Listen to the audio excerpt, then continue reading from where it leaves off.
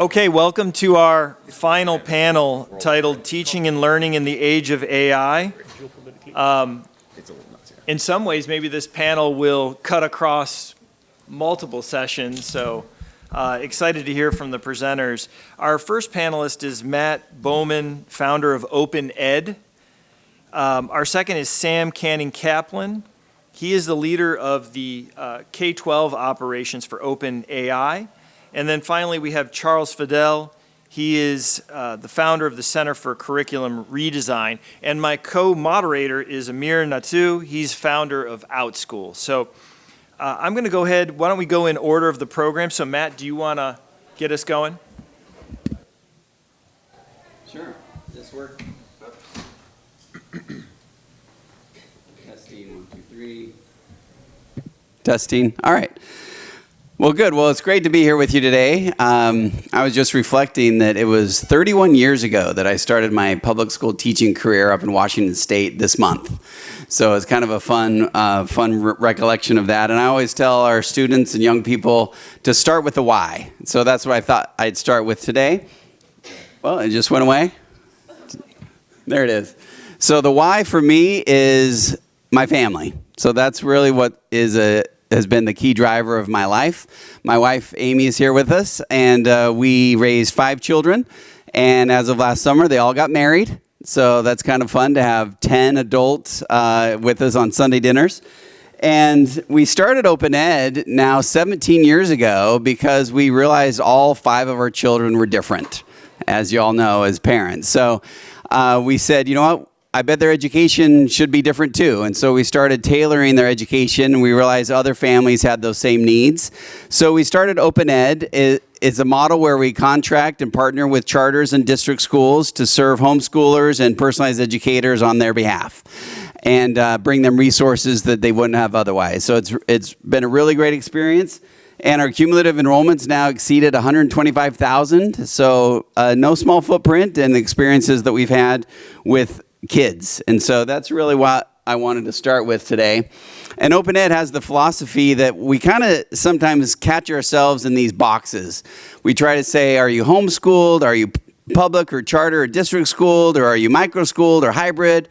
And sometimes the boxes don't fit. And even like earlier in sessions today and yesterday, we try to come up with definitions of what's the difference between a homeschool and micro-school or private school.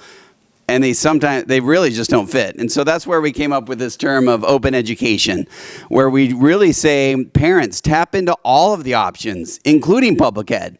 That's in that umbrella of assets and resources that we have in our communities to help kids and families thrive.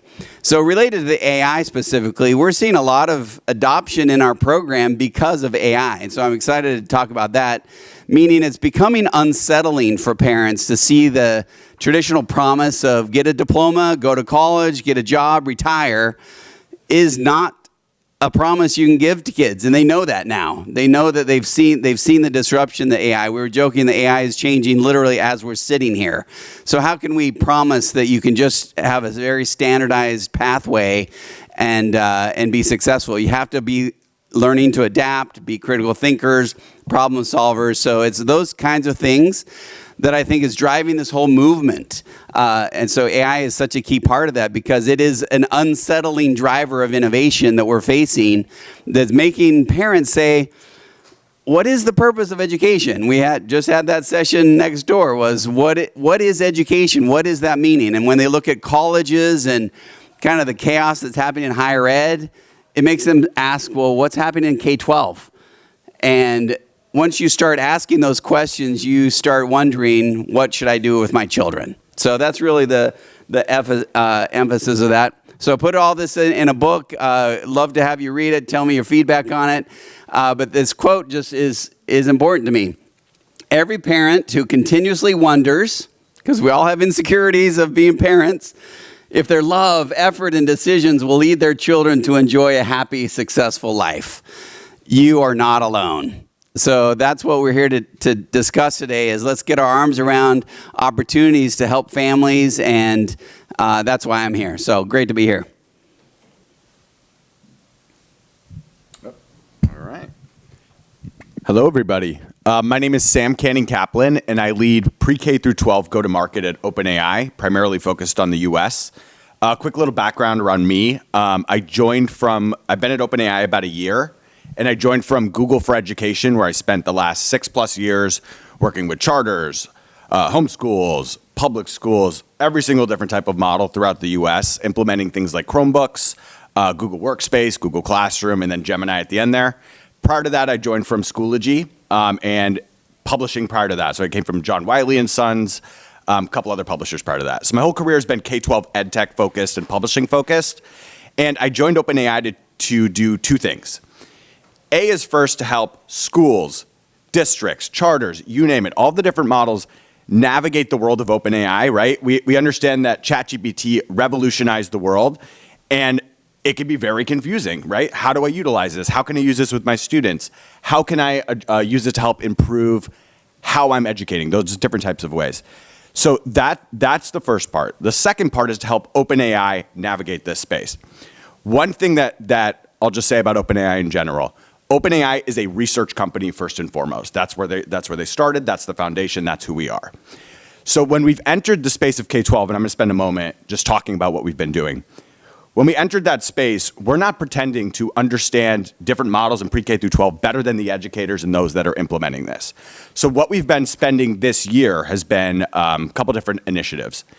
A has been working with various different types of models and different types of schools throughout the US on a version of ChatGPT called ChatGPT for Education.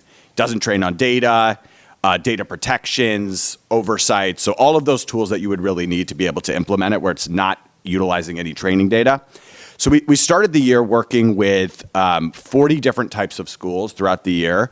And this has been just very lighthouse sort of organizations, us working with them hand in hand, getting a better understanding of how are they utilizing this technology, what's working, what's not working, just to influence where we're going so we understand where we need to optimize, what's working well, what's not working well. So that's been part A.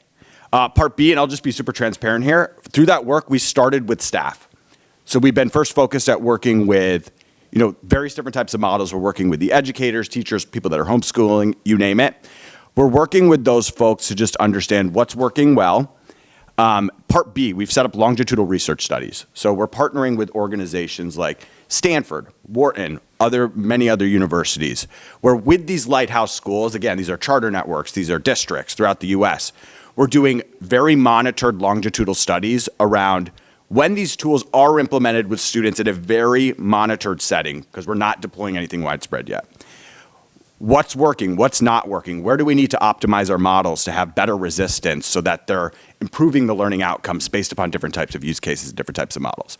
So I'm saying this all to say is we came in with sort of a preliminary hypothesis, and throughout the year, through all of this research, we're adapting and deciding where we're going to go based upon that longitudinal research studies. So that's been our big focus for this year. Happy to talk about this a lot, but again, primarily my focus has been working with schools, educators, spending this year to really get a lot of learnings, and then over the next couple of months, I can't say anything specific, but there's going to be a really, really, really exciting announcements coming. So all based on those learnings. So that's me, Sam Canning-Kaplan. Great to meet everybody and looking forward to the discussion. So thank you. Thank you. You good? Yes, no, maybe? Yep. You can hear me because you're nearby. No, your light's on. My light's on. Okay. I need to get closer. Okay, so Charles Fadel. I'm here because I started a nonprofit 12, 13 years ago to answer the question, what should we be learning in an age of AI? I had this foresight because I've been in AI since 1989, which dates me, at the time where we could only compute 3 layers of artificial neurons. Yeah, that was prehistory. But even in 2014, we started doing colloquiums on AI in education, and at the time, of course, no one was paying attention because it was only the age of machine learning, and that technology stuff. As educators, we don't care. So, and also, EdTech has made so many false promises over the decades that educators are tired of the next big thing. But it became clear, actually I'm delighted that AI happened, because it's the first time in the human history that we have a cognitive technology, not a computing technology, a cognitive technology, not a communication technology, a cognitive technology. It's going to change a lot of things. And you know Roy Amara's saying about, we underestimate things in the short term. We overestimate things in the short term and we underestimate them in the long term. We are in the short term now. Of course, there's a lot of hype to gather tens of billions, 100 trillions of dollars. But that aside, it's literally like railroads being built. Some people will get burned, but the infrastructure will be useful. And hopefully you guys will not get burned. But the point is, I'm delighted that AI is unsettling things, because education has been so inertial. And I'm going to say it bluntly. Education has had to adapt for the past 50 years to modern requirements of jobs and life. It hasn't. We talked about 21st century skills before the 21st century. Now we're a quarter of a century into 21st century. Still nothing has happened, for all the inertial reasons that have been explored at this conference and others. But what's going to happen is that AI is putting so much pressure on the early rungs of employment that things are going to start breaking. And that's when we, as a center and others, will be ready to step in with the solutions. Because the system as it goes is simply too slow to react in time. It requires too many things, too many changes of minds, too many people arguing against science sometimes. Now, of course, we're very, very aware that AI comes with problems. No technology has not come with its own set of problems. Just witness attention grabbing this or social media or whatever. Every technology, it has pluses and minuses. So one of the things we're doing, of course, is very careful AI literacy and moving it from just knowing how to use AI to how to think with AI. We're trying to battle the phenomenon of cognitive misering. As you know, our brains are lazy by good evolutionary design. It serves us most of the time. But when you have something that makes it too easy, you lose the skill. And so you have to figure out exactly what is needed. And it's a fantastic spotlight that AI is putting on our cognition, saying, wait a second, you made so many assumptions about what there is. For example, Socrates was bemoaning the fact that scripts were going to erode our memory capability. It did. We gained in the meantime by being able to offload our memory. And so the tricky question here is going to be, what exactly is worth offloading in terms of cognition? And so that what else should we be developing instead? More on the judgment side, perhaps. If judgment cannot be easily heuristicized, if you pass me the word. So it's going to be a fascinating next 20 years. Probably if you put aside geopolitics, yeah, if you can, put them out of your mind. This is the most fascinating time in human history in terms of our own understanding of how we think. And it's going to come with tons of challenges to solve. We'll see if our adaptability, which is the key differentiator here, adaptability is sufficient in the decades to come. Yay! Well, Charles and other panelists, I'm wondering if we could dig into that point a little bit more, because I'm in a college of education, work with a lot of principals and teachers, and they seem to be really concerned about AI, and especially the productive struggle seems to be their biggest concern. And I think there was a recent MIT study that did brain scans and looked at ChatGPT users working on the same problems versus a student just engaged in the productive struggle, and found that ChatGPT users, their brains were barely firing by comparison. So how are you thinking about the appropriate use of this? What is your perspective on it? Who are you asking? The whole, if you want to jump in, that's great, the whole panel. Okay, so I'll give it a shot. The honest answer, we don't know for sure yet. Let's be honest. The same way we don't know for sure what jobs or what tasks within jobs are going to be whacked out. We just don't know, okay? And everybody's trying to figure it out, but really, there's so many different parameters, each one with different error bars, you're never going to get to this combinatorial, solution easily. You're not going to find out. So we're all going to be finding out as we try it. The thing is to find out, but iterate quickly and not go into the traps of this or social media, okay, where we let attentions be degraded, we let critical thinking be degraded because we don't react fast enough. And so I'm glad in a sense that people are concerned, but it has to go beyond mere concern, it has to be into action. So the action is going to be figuring out how do we use these tools without losing what's not worth losing. And that's the hard part. Again, the Socrates example. Was it worth losing some memory? Yeah. In retrospect, probably yes. Hard to have a clone experiment, right? An A-B experiment from Socrates onward. But let's say we think we have. So here, the same situation. Is it going to be that synthetic capabilities are better served by a machine and judgment or discriminant capabilities are better done by humans? Contextual things being better done by humans.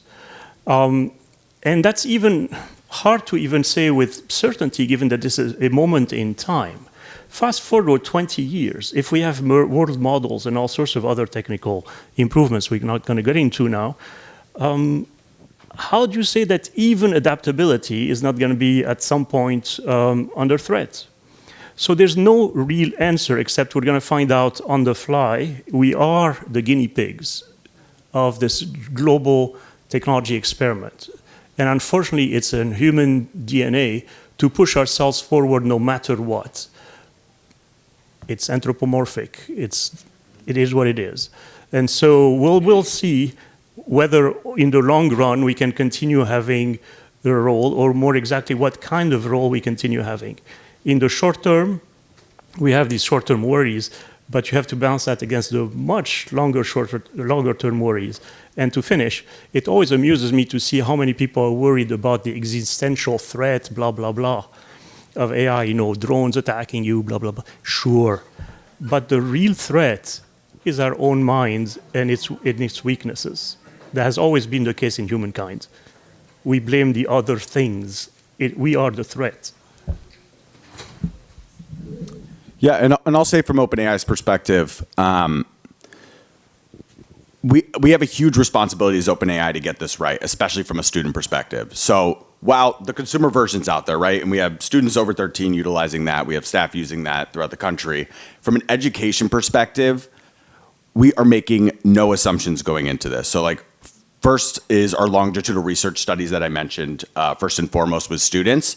We have metacognitive scientists involved in this. We're partnering with universities and subject matter experts because we're not going to be the company that's going to say, you know what, we understand this better than those that are doing this in the day to day. So this is why we're building those solutions. So our longitudinal research studies are all focused around what we're testing out different levels of resistance. How can you optimize the models? What types of pedagogy, when mixed with these models, have the best learning outcomes? And again, these aren't 1 month rush studies. They're going to take time. It's going to take a year to really get lots and lots of data points on this.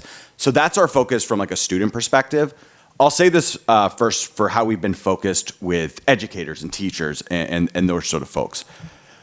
Our perspective there has been, we do not want to be the company that's building one-click tools for educators, right? If you just click one button, builds a lesson plan without any involvement from the educator, right? Without any sort of research or connecting this to different various levels of curriculum, that's not helpful. That's not really pushing the bounds. That's not personalizing learning. It's just clicking a button. So our whole focus has been, how do we keep the teacher in the loop?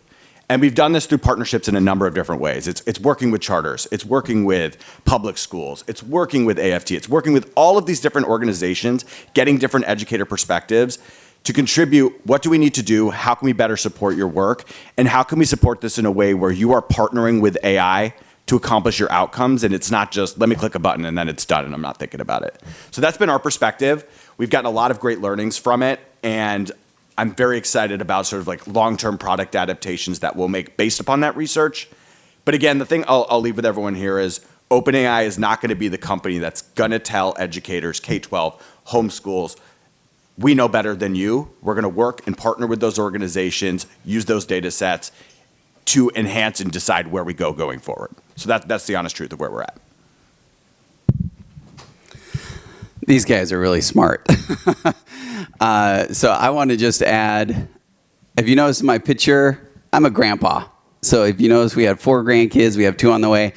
So they call me Pops. So I'm going to answer as if I'm Pops, because that is where I center my decisions in life on. And in looking at grandchildren and my children, what I acknowledge around the AI disruption and uncertainty and being guinea pigs and adaptability, the adaptability word I really, at least for now, I think is what we want kids and grandkids to learn. And to me, one of my favorite principles of learning to be adaptable is this phrase called entrepreneurship. So one of the things that we like to talk to our kids and grandchildren about is entrepreneurship. And I'm going to expand that definition to just include starting with solving problems, because entrepreneurship is really just about finding problems you can solve with value. And so what we like to say is, depending on the age of children, start in your own home with what are some challenges that your family in the family room or kitchen or whatever have, and start solving some of those problems. And then expand that out to your neighborhood, and then expand that out to your community as they get older. And let's leave the worries of state and nation and world to the adults. Instead of imposing on children those worries of adulthood at age 13 or 10 or whatever, when they're seeing from social media and AI, like, let's return a little bit. I have this optimistic hope that AI might just turn us all back into more families and neighborhoods and communities, because the rest of it is so unknown you can't touch it. And so let's just return to solving real problems in our community and make each other face to face and have those conversations. So that's the viewpoint that I come with, that I hope, whatever schooling bucket you choose, find a way to reconnect it with solving problems in your local community, and that leadership and experience will offset the challenges we face of the unknown future. I'm really excited by this panel because everyone here is so smart, and also because we're having it at the Emerging School Models Conference. Because when I started learning about homeschooling and alternative education 10 years ago, what I saw was this community that was like an upstart community, a fast-moving movement that was innovating and using new practices. And now that's grown as a movement, and we're having a conference here in Harvard, we have done for the last 4 years. And then when I look at the fast changes in AI, here's another incredibly fast moving trend in the world, an incredibly fast new capability. And I think if you could put those two together, then we can accelerate change even faster. And if we do it in the right way, we can have incredible impact. It's like the ability to build a whole new world. And that's what I saw in the Emerging School Models theme, and now we're talking about AI. But the thing about talking about these trends is that, there's a lot of things being said about AI, and it's easy to be high level and philosophical, but it's really hard to figure out what to actually do. So I want to pose some questions to try and get personal, specific, controversial, and see if we can really dig into this. So I want to build on kind of what Matt was saying, and get personal, because you brought in your own family, and we're supposed to be the experts here. We're up on this panel talking about AI, so maybe we should say how our views about our own family and their education are changing. And I'm sorry, I don't know if everyone on the panel has kids, but I'm sure you have kids in your life that you care about. But maybe Matt, you could start and then go through. Like, what are you doing with your own kids, and how is your view of how they should learn and your role in it changed over the past year of AI innovation?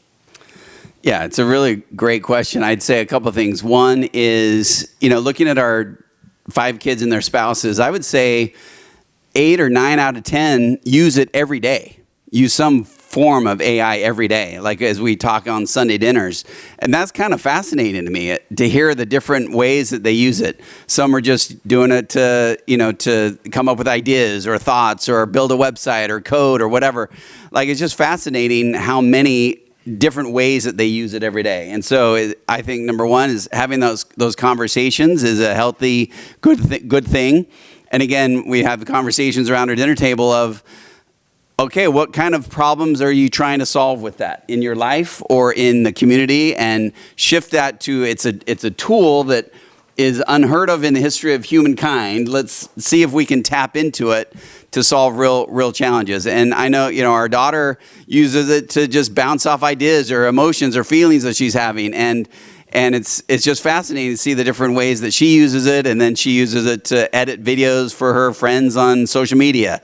So, is there one right answer? Of course not. It's dependent on the child, but we really like to just ground it in this idea that open communication with humans is a good, healthy thing. AI is a tool that engage with it to help you, grow and learn as a human. Yeah. So first things first. I do have to say, again, from the education perspective, we're doing these research studies, but we have not launched anything widespread at all whatsoever with anything with students from the ChatGPT education standpoint. So that's where I first need to start. And these research studies will influence where we go. So that I need to first preface with that. What my take on this is that the focus right now, especially from younger, under 13, and there's sort of different age segments here, that the first foundation really needs to be around AI literacy. And I know that's like a huge buzzword that everybody's saying, AI literacy all around. But right now it's around determining really at different grade levels, what are the core skills that we need to teach students around this? How can we help advise them around ensuring that they're understanding how these models work, that they need to verify information that's coming out of these systems? So I think first, at the first foundational step, even before the students are even jumping into using AI, we need to really take a strong, concerted effort to understand the different grade levels of students, what the ways that we need to support them in training so that they're understanding what's real, what's not real, how they validate information, how they're utilizing these models, how they're built, things like that. So getting the foundational skills so that the students understand the actual technology, and then as this is adapting and schools are starting to implement this long term in a much more scaled way, students are building off of a strong foundation. So that's sort of my perspective today. It's around like a lot of around the training, the AI literacy, and based upon these research studies, based upon the charters that are out there, the different schools and the different types of models where they're utilizing that with students, I think we'll adapt this over time around what this is going to look like. But I can't come here and say this is the magic way that I think we should implement with students. It needs to be based on research, and it needs to be based on actual real life use cases. So that's where I would sort of start today. Okay, so in the hallway, there was this adorable little baby named Layla. I don't know if you met her. So you wonder, so what exactly would you teach a baby like this in the coming decades, right? What should she learn? First of all, you realize that the what question is never being asked by educators. What should we be teaching in the first place? Not just AI literacy, but why so much trigonometry and not enough data science? Why no entrepreneurship in many cases? Why no technology and engineering, but only math and science, although we call it STEM? It's really not STEM, etc. So first of all, rethinking the standards, rethinking the curriculum is profoundly critical, and that doesn't happen. That's why we're called Center for Curriculum Redesign. So number one, then you can ask the question, okay, now how do you teach better? And that becomes an edtech issue, it becomes a pedagogical issue. I want to clarify the difference between the two. Because you want to have a school that also teaches modern what, not just obsolete old what. And yes, you can teach it better with various implements of all types, human, non-human, whatever. But you have to also wonder what you start with. Okay, number one. Number two, Layla reaches college. Suppose for a second there's a college that is shaped this way. We have no idea what is going to happen in the next 5 years to your degree. So what we're going to do is the first 2 years should be general ed. Don't look down on general ed. That may be your salvation, because you may need to go from being a physicist to being a painter. Who knows? Right? Or from a physician to being a poet. Who knows? So the first 2 years, we're going to make you a Swiss Army knife. Plenty of blades, capable of all sorts of things, not necessarily the best blade, but the foundation blade that can be refined later. That's the first 2 years. At the end of 2 years, you do a special project on why would you choose the specialty, the focus, the major you're going to choose. What is its long-term potential in terms of employability, in terms of AI impact, right? Now you've chosen. You chose biotech. All right, so now the next 2 years, you're going to have to ramp up that biotech to a level that's pretty much master's degree, because the first two rungs have disappeared thanks to AI and all sorts of things. Okay, so now you have 2 years to work with AI to catapult you to a much higher level of capability than you could have going through the traditional motions. Now you stand a chance. And of course, throughout, we will have taught all sorts of things that are not taught, all the competencies related to critical thinking, creativity, curiosity, adaptability as the chief word here, but these things are not taught explicitly. So how would you teach, for example, adaptability explicitly? Well, sure, entrepreneurship is one of those mechanisms, but there are others. Sports, sailing, martial arts. Yeah, those are excellent sports to teach you adaptability. Improv, excellent way. Comedy, excellent way to teach you adaptability. Of course, do you see this on a university roster? Never. So that's the sort of thing we have to think about. Oh, by the way, just disruptions in the schedule. Oh, you thought it was a math class, huh? Sorry, it's a history class. Oh, you thought there was no test? There is one. General disruptions like this and say, roll with the punches, accept unpredictability. Accept unpredictability, be fluid, it's okay. Gain the self-confidence to do that. All these things need to be embedded in that what? No system, not a single school that I see around the world has done anywhere near close to this. Everybody does a small facet. Nobody does it all. And yet we need it all. So Amir said he wanted something controversial. So I'll throw one out there just for fun. First of all, I love the higher ed picture you painted. I think that's great. So I'll quote someone. So it's actually not me. So I'm not controversial. But I watched this lady say, the signal of college diplomas today, because of how most colleges are, you read and you write essays and take tests. That's the mode of education in higher ed. The signal then your degree is showing is how you were able to get a degree and cheat without getting caught. That was her premise, was there's so much AI being used in this traditional setting of read, write, do a test. That's the model that we need to say is no longer sustainable. We need more critical thinking, adaptability, instead of just pretending that we can catch the cheaters.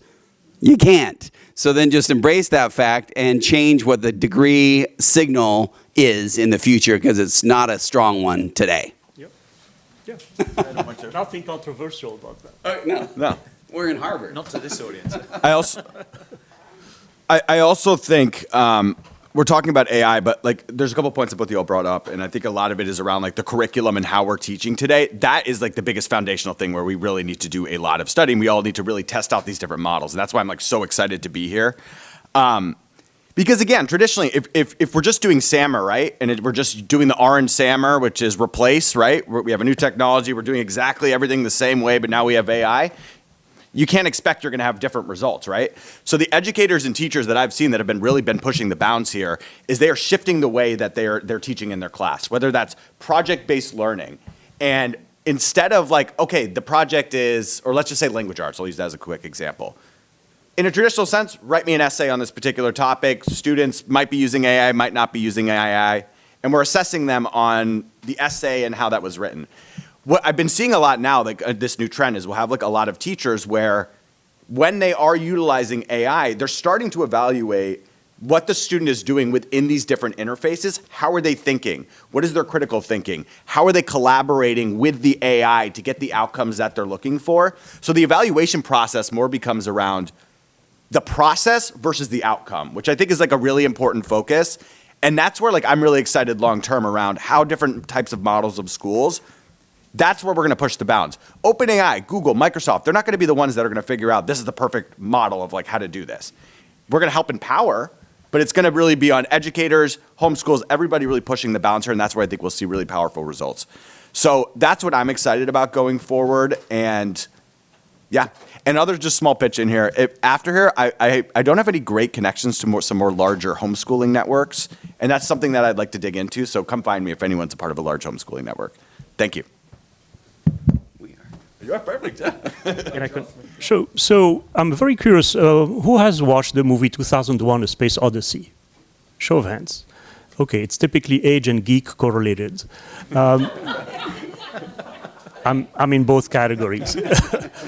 Okay, who has watched the my Swedish/British TV series Humans with an inverted A?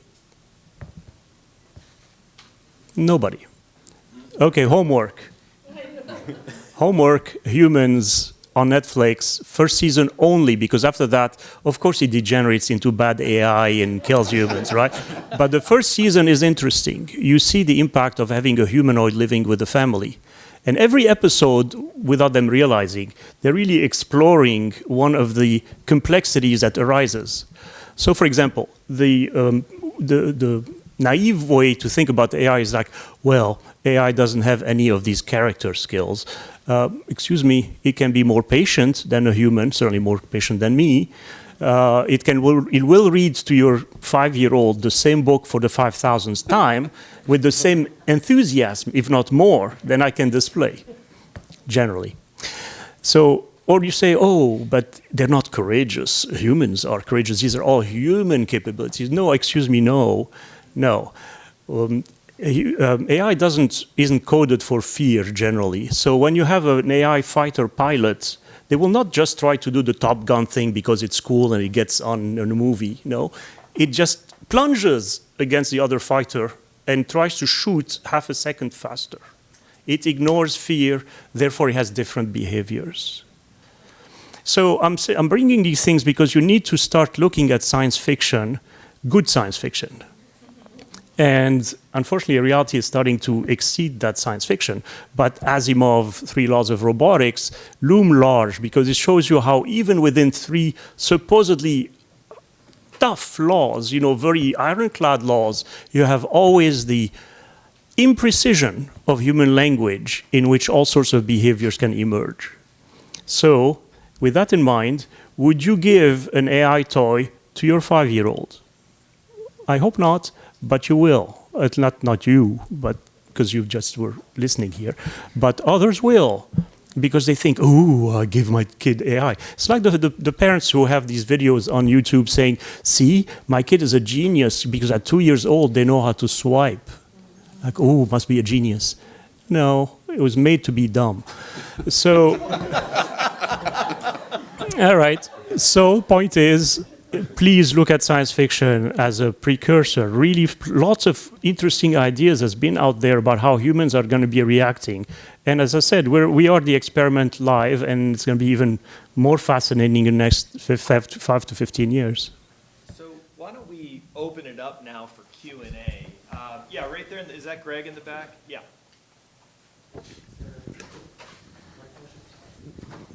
Hi, Greg. Good to see you. Hello. I feel like you guys are kind of talking around the main point. In 1984, Benjamin Bloom did the 2 sigma problem paper, which showed that there could be 2 standard deviations of productivity gains in learning with personalized competency-based learning and high-intensity tutoring. We now see Alpha School, which is claiming 2 to 3 times that kind of same kind of really breathtaking changes in learning productivity. And so at the same time, though, we know very little about how to make AI safe for humans and that type of intensive engagement. If we will have 5-year-olds who will be using AI every single day. All of us will in the future, right? So how do we see that as safe? How do we get to 99.99% safety for AI with minors? Really, Sam, I want to ask you, because really you guys have the budget, you have the responsibility in order to be able to produce that degree of safety. Yeah, absolutely. Great question. So, first I'll say we're all figuring this out as we go. So, like what we're doing right now, we have been building out tons of youth safety controls. That's been our first sort of target right now. There's a lot of blogs out there that are on our website around everything that we're building in this space. First being age prediction models first. So being able to predict based upon how the end user is interacting. Because you have a lot of children, right? 13 years up that will sign up to the consumer product. They always say they're 18, right? But based upon interactions with the platform, and this was a big decision we had to make as a company. Do we want to just go off of the information that the end user is giving us about their age? Or do we want to build a solution where based upon how that end user is interacting, we will make assumptions based upon their age, and based upon those assumptions, we would in the future serve different models for like under 18 based upon that. So that's the first thing that we're working on is like it's age prediction, and we're doing a ton on this. So it predicts the age of the end user, will adapt the experience based upon that. So that means not serving certain types of content, not serving whether it's violent content, sexual content. Other aspects that we're building out is we are making a huge investment into parental controls as well. So that including tools such as student is chatting around self-harm, something violent, something that the parent should absolutely be aware of. Building tools where without just giving away the student's ability to use these tools, it would flag to the parent, something is going on here, you might want to intervene or have a discussion there. So we're building solutions right that. From a school perspective, again, we haven't launched anything yet for students officially from like a ChatGPT education standpoint, but based upon, again, as I've said, we're not going to pretend to understand education better than those that do it on the day-to-day. So what we've spent this year with working with these early adopting schools has been to get an understanding of what are you guys concerned about from how you would have to manage students, from the liabilities that are there, from the interventions that you would need to take. What do you need from us and what types of solutions can we build to support you there? And based upon that research, that's exactly what we're doing right now. We're exploring, we're researching, and we're actually starting to build some of those solutions for long-term when we do or if we have a student solution, how those types of guardrails and safety mechanisms that will be in place. So OpenAI is taking this incredibly seriously. We have massive teams dedicated to this. We do lots of model alignment, and it is I would say education right now at OpenAI is one of the top priorities. And we have to get this right. We have to get this right. So that's why we are so invested in this. And hold us accountable as you guys are watching. Hold us accountable, help push us, but I feel very excited about OpenAI's investment in this space because they do understand the responsibility that we have to do this right. So thank you. I just want to jump in with a couple of comments on other parts of that question because I thought it was a great question. One, and I say this as a technology vendor, be very, very wary of the claims by some of the vendors, especially when we're in a hype cycle like this. You mentioned one. I don't believe a word of it. I don't believe a word of it. That's not what parents are reporting, and there's going to be a lot of hype coming out around these topics. Number one. Number two, you also talked about the historic study done which showed the real impact that one-on-one tutoring can have. I think it's worth remembering that those benefits will not necessarily work in the same way for AI delivered tutoring. Because what we don't know is how do you separate the interaction and the discussion, which in theory AI can deliver, from the human audience. And I think we've seen with other technologies, with, for example, Khan Academy making great quality math classes available, that yes, it works for the kids who are engaged and they can study that, but it doesn't work for those who are not engaged. And usually, for most kids, in most circumstances, I think you need a human audience of some description in order to make meaning of that learning experience. So it's not clear yet the benefits that we can derive from AI tutoring. And I think you'd agree with that because we haven't yet studied it, right? I do think their long-term will likely have positive outcomes. But again, we need data points. We need longitudinal research. We need folks in the field. And the research also just can't be coming from OpenAI, Google, and the partnerships with the universities. Like, I definitely think if anyone here, runs a micro school or is a part of a charter or is part of a homeschooling network, I think it's really important that there also are partnerships between those direct schools with universities and other research partners. I just think that we just need to really push research across the board, and that's how we will innovate, and that's how we will find the right way to do this. So I come from OpenAI, research. Don't make assumptions. Use the research to decide where you go. That's really how we take this. So, Greg, just very quickly. Good to see you again, by the way. Really look at the contradictions about Bloom's research, because it's dated and has not been replicable easily. So don't take that as gospel at all. So don't necessarily assume that just because you have tutoring, you have 2 sigma. That's enormous. We'll be lucky to get 0.3 sigma, and you're going to see all sorts of bad data points about all of this. So go and revisit the fundamental assumption that tutoring is the way to go. And then you can see tutoring with AI, is that even better? Plenty of research there. Yeah. And I'll just add one short answer on safety is make play outside fun again. Go draw, paint, dance. So when I was a teenager, I had a Mustang that I drove too fast, and I wrecked it, and I flipped it 3 times, and I didn't die because I had a seatbelt on. The seatbelt was on me because somebody forced the automotive company to put a seatbelt on, not because they wanted to pay for a seatbelt. They were wanting to make fast cars because we wanted to buy fast cars. It seems to me that we don't have anybody telling us that you all need airbags and seatbelts, and I feel like we need that because we're going to drive this thing fast, but we need to know that we're not going to die in the middle of it. Who is keeping the guardrails around AI as it's coming at us this fast? Nobody. Can you clarify who is keeping the what do you exactly mean by that? Like, who is responsible for it? Can you clarify that? So we have the Consumer Safety Products Commission right now. So it's sort of a government agency tasked with making sure we don't harm people with the things we're building. AI right now, it says it's going to regulate itself, but the driving factor is always commerce, it's always money, it's always power. So there are people within the industry very motivated, like yourself, to be safe, but this is a monster, right? So there needs to be some way for us as consumers to know that something is helping guard us so we can use it with confidence that it's unlikely to be catastrophic if we apply it. So who is that individual entity, agency that is now governing AI's potential technology? I can say something about this with the caveat I'm not an expert, but I have spoken to lawmakers in California, and there's something like 40 bills proposed on AI regulation within California. I don't know what the situation is federally, but there is precedent of Californian legislation effectively leading the way nationally, such as with electric vehicles.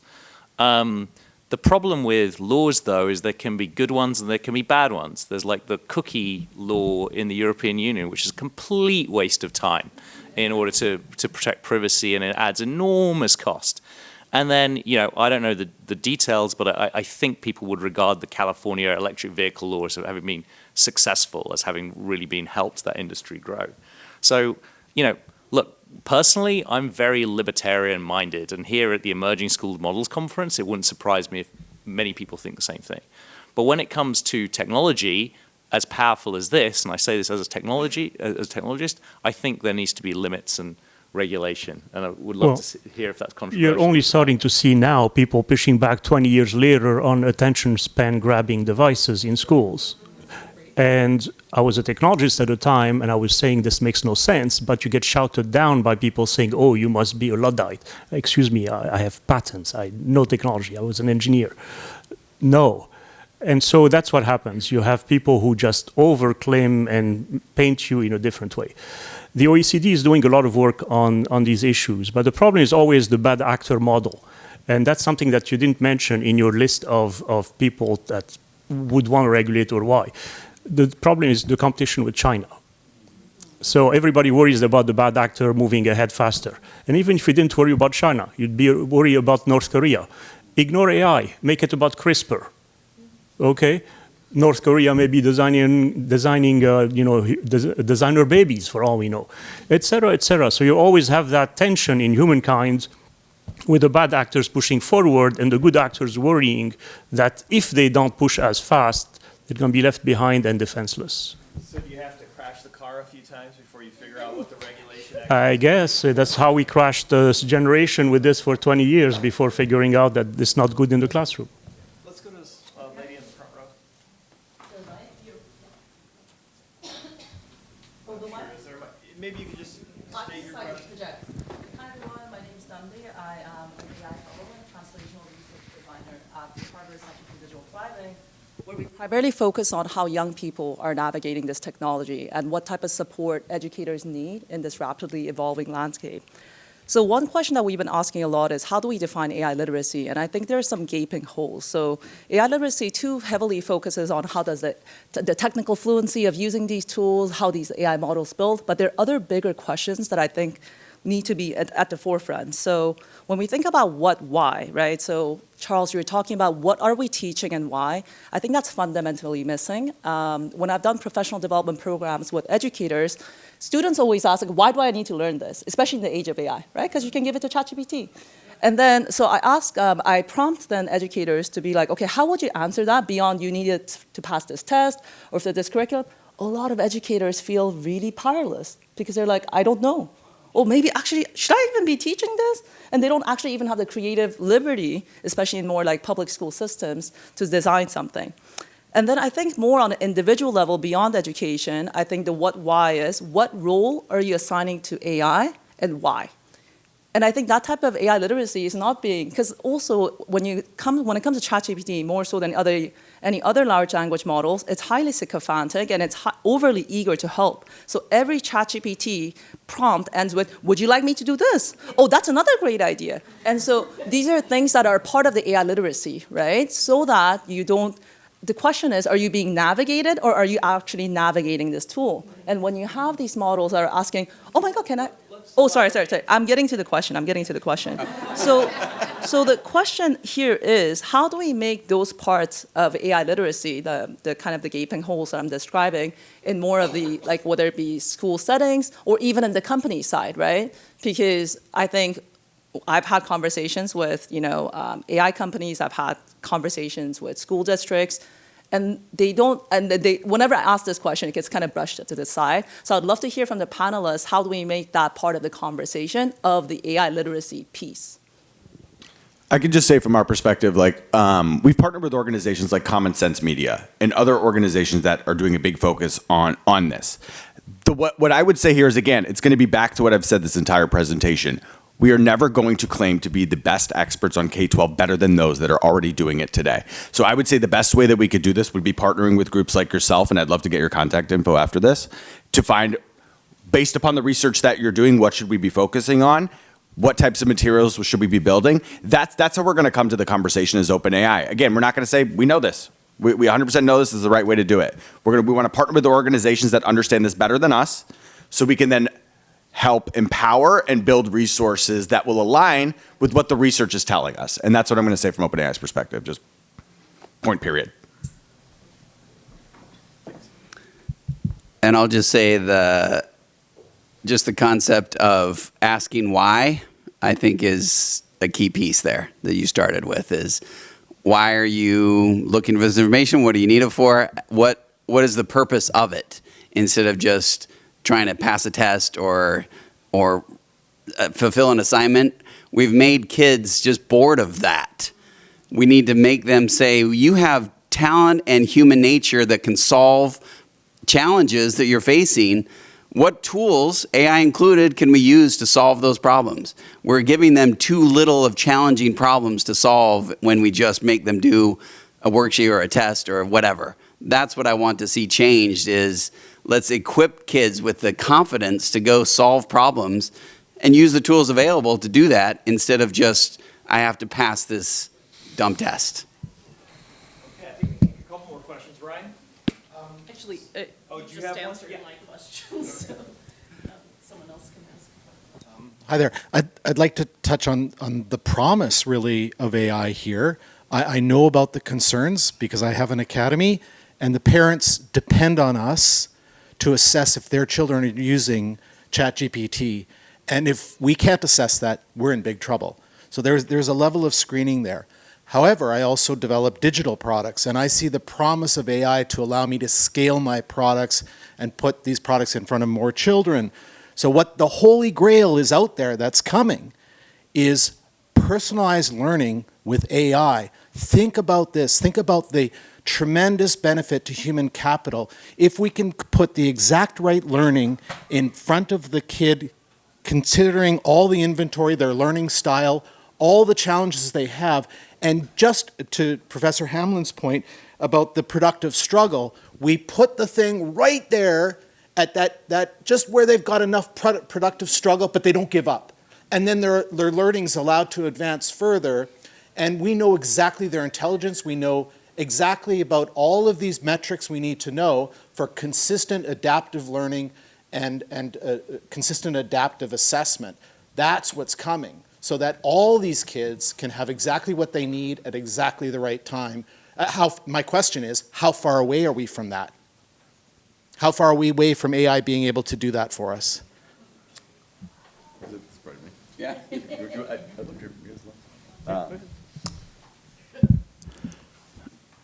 Okay. So how far away from there are we? Again, as a company, we're going to take time to get into that space to where we're actually like doing something long-term, large scale with students. In terms of the actual technology, we have a lot of schools out there that have been doing a lot of very interesting things and exploring this. Because, for example, ChatGPT, for example, there's ChatGPT education, data compliant, can't be trained on data. We sign DPAs in various states, so we're completely aligned from a data protections perspective. There's already emerging core features within ChatGPT, for example, the ability to integrate with different types of data sets, right? So if you're in a secure environment, right, where there's no training, it's a walled garden, there's a data privacy agreement in that state that goes through the full regulations and compliance with those tools. At OpenAI, for example, we've already started to build tools like connectors and the ability to integrate with different types of systems. Those systems might be behavioral systems. They might be student information systems. They might be long-term assessment data. Again, we're not in this space yet in K-12, but the technology is starting to emerge to be able to have the data points from both a behavioral standpoint, assessment standpoint, all of these key data points around a student, to be able to have those data points inside of ChatGPT. And through tools like custom GPTs, a custom GPT is the ability to adapt the model or adapt ChatGPT based upon a specific use case. So maybe it's like you're building a tutor and you're setting the pedagogical methodologies, the curriculum it's aligned within the background. So you're setting the way that ChatGPT will interact with the end user and then scaling it out. That's what a custom GPT is. So I believe that we are starting to have the tools to be able to have a really robust, personalized experience that is based upon data, it's based upon integrations, it's based upon understanding the end user.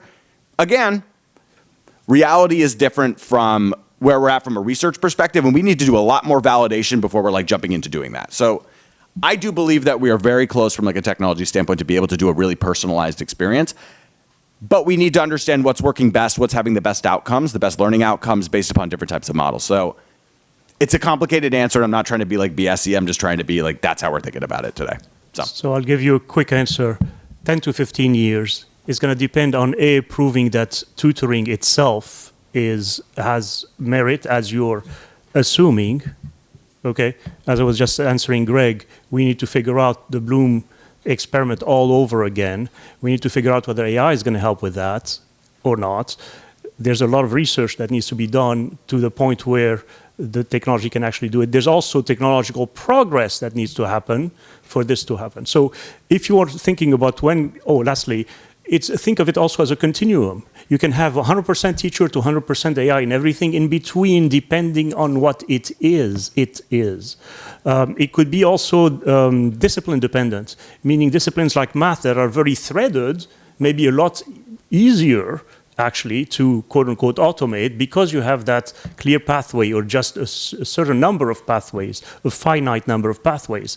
Whereas if it's about literature or philosophy or God knows what else, it may be a lot tougher. Okay, so no clear answer, I agree, but don't think of it as tomorrow. I'm doing business in China. All over this to their detriment. Fantastic, to their detriment, because they're doing it without the science behind it. Korea, down there, right, you can chime in, was trying to do this with books. Well, go immediately, because everybody gets overhyped, make tons of mistakes. So if there's one place in my life where I say just think carefully, it's this one, whereas everything else, yes, is moving fast. And schools are not moving fast enough. So they're not moving fast enough on the what, and they're moving too fast on the how. Okay. Okay. Well, I'm sure AI's changed just in the time we've been here. But I want to thank everyone for a great conference, and thank you to the panelists. Safe travels.